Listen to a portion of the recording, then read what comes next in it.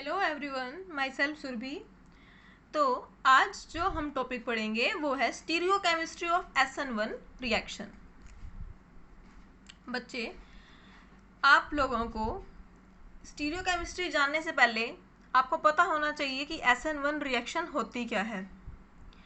तो SN1 reaction जो है वो है हमारी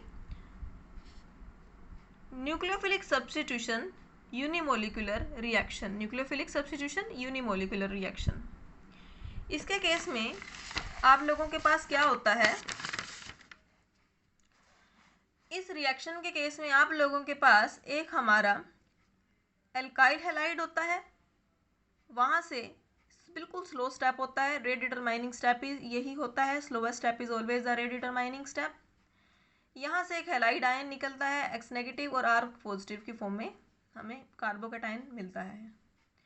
जो हमारा फिर कार्बोकैटायन होता है वो कोई अनदर न्यूक्लियोफाइल यहाँ पर आके उसके साथ अटैच हो जाता है। तो यहाँ पर जो रेट डिटरमाइनिंग स्टेप है, ये step number 1 is slowest step, therefore it will be the rate determining step. ठीक है बच्चे, तो अगर मैं बात करूँ, यहाँ पर हम स्टीरियोकेमिस्ट्री के बारे में डिस्कस करना चाहते हैं तो हम एग्जाम्पल ले लेते हैं। यहाँ पर ये मेरा कोई भी एल्काइल हैलाइड है और यहाँ पर मैंने आपको क्या बताया था, एक कार्बोकैटायन बनेगा और वही वो कार्बोकैटायन बाद में अनदर न्यूक्लियोफाइल के साथ आके अटैच हो जाएगा। तो यहाँ पर मैं एक बात और आपको बता दूं कि ये रिएक्शन फर्स्ट ऑर्डर काइनेटिक्स को फॉलो करती है, क्योंकि जो यहाँ पर रेट डिटरमाइनिंग स्टेप है वो ये वाला स्टेप है, स्लोएस्ट स्टेप है। तो अगर इसके हम रेट की बात करें तो रेट जो रिएक्शन का होगा, rate is equal to rate constant and concentration of only one reactant, that is this one. तो रेट ऑफ द रिएक्शन सिर्फ एक ही कंसंट्रेशन आइटम पर डिपेंड कर रहा है, या इसलिए इसको हम फर्स्ट ऑर्डर काइनेटिक बोलेंगे, बिकॉज यहाँ पर रेट जो है वो सिर्फ एक ही कंसंट्रेशन के आइटम पर डिपेंड कर रहा है, that is this one, because slowest step is always the rate determining step. तो हम रेट इक्वेशन यहाँ पर इस तरह से लिखेंगे। तो अब बच्चे, अगर मैं आपको इसकी स्टीरियोकेमिस्ट्री के बारे में बताऊं, तो स्टीरियोकेमिस्ट्री के केस में आप लोग इसे ध्यान से देखिए। यहाँ पर जो कार्बोकैटायन बना था, यही तो बना था, C पर पॉजिटिव चार्ज, यहाँ पर कोई भी 3 ग्रुप अटैच हो सकते हैं, ठीक है ना भाई। फिर मैंने क्या कहा था, उस कार्बोकैटायन के साथ क्या अटैच होगा, OH नेगेटिव अटैच होगा। अब हम इसकी अगर स्टीरियोकेमिस्ट्री की बात करें तो बच्चे, ये कार्बन के ऊपर क्या चार्ज है, पॉजिटिव। कार्बन के ऊपर पॉजिटिव चार्ज है, इसका मतलब ये जो स्पीसीज है ये प्लेनर है, बिकॉज जिस कार्बन पर पॉजिटिव चार्ज होता है उसकी हाइब्रिडाइजेशन होती है sp2।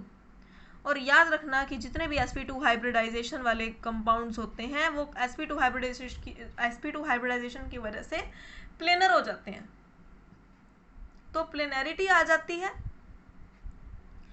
अगर वो प्लेनर हैं, अगर वो फ्लैट हैं, तो बच्चे ये फ्लैट है तो इस पर अटैक इस तरफ से भी हो सकता है और इस पर OH का अटैक इस साइड से भी हो सकता है, दोनों तरफ से अटैक हो सकता है। अगर OH का अटैक इस तरफ से करवाऊँ तो ये प्रोडक्ट बनेगा, अगर OH का अटैक इस साइड से करवाऊँ तो ये प्रोडक्ट बनेगा। तो आप लोग कहेंगे this product and this product are mirror images of each other, है कि नहीं।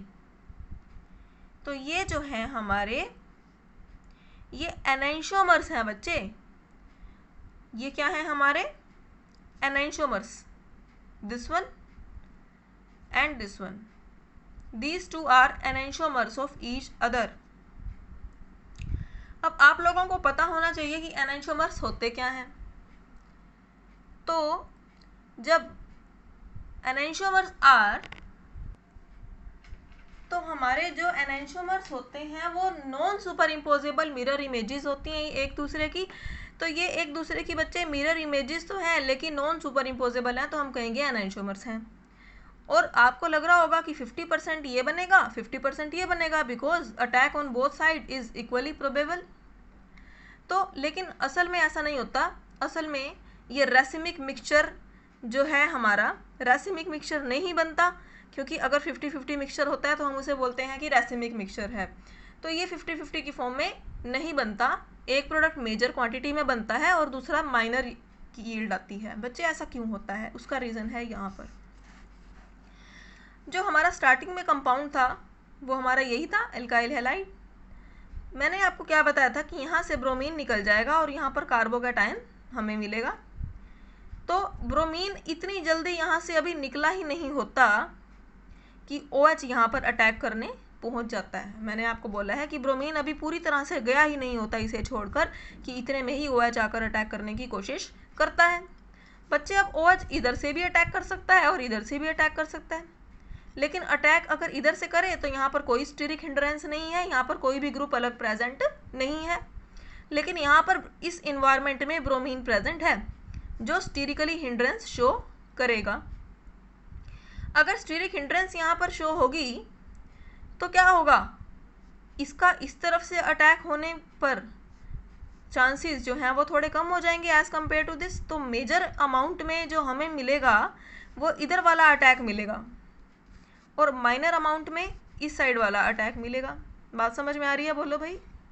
तो अगर अटैक इस साइड होता है तो जो हमें प्रोडक्ट मिलता है हम बोलेंगे इन्वर्जन ऑफ कॉन्फ़िगरेशन हुआ है, क्योंकि बच्चे आप देखिए यहाँ पर जो Br था वो इस तरफ अटैच था, बट प्रोडक्ट में OH किस तरफ है, उसकी अपोजिट साइड। तो कॉन्फ़िगरेशन इन्वर्ट हो गई ना, चेंज हो गई। तो it will be the inversion of configuration and that will be the predominating product. But जब OH बैक साइड इस साइड से अटैक करेगा तो अब आप इन दोनों को कंपेयर कीजिए। यहाँ पर Br इस साइड है, इसमें भी OH इस साइड है, तो क्या प्रोडक्ट इन्वर्जन शो कर रहा है कॉन्फ़िगरेशन का? No, there will be retention of configuration. Retention means same configuration. तो रिटेंशन वाला प्रोडक्ट जो है वो लेस फेवरेबल होगा, लेस अमाउंट में हमें मिलेगा। तो यही इसकी स्टीरियोकेमिस्ट्री थी SN1 रिएक्शन की। तो उम्मीद है आपको समझ में आया है। Please like, share and comment and subscribe my channel. Thank you.